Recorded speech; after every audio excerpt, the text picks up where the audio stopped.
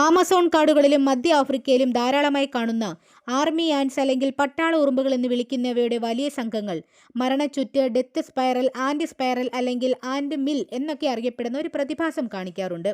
ഭക്ഷണം തേടുന്നവരുടെ പ്രധാന സംഘത്തിൽ നിന്നും വേർപെട്ട് ഒരു കൂട്ടം പട്ടാള ഉറുമ്പുകൾ ഫെറമോൺ കൃത്യമായി ലഭ്യമാകാത്ത സാഹചര്യത്തിൽ പരസ്പരം പിന്തുടരാൻ തുടങ്ങുകയും അത് തുടർച്ചയായി കറങ്ങുന്നൊരു വൃത്തമായി രൂപപ്പെടുകയും ഒടുവിൽ ക്ഷീണം മൂലം കുഴഞ്ഞു വീണ് മരിക്കാനിടയുള്ളതിനാൽ ഈ വൃത്തത്തെ വിളിക്കുന്ന പേരാണ് മരണച്ചുറ്റ്.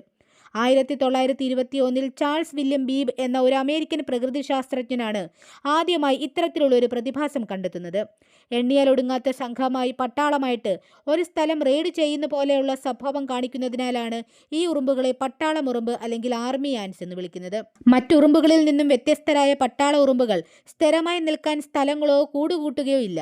അതിനാൽ അവർ ഭക്ഷണത്തിനായി നിരന്തരം സഞ്ചരിച്ചുകൊണ്ടേയിരിക്കും.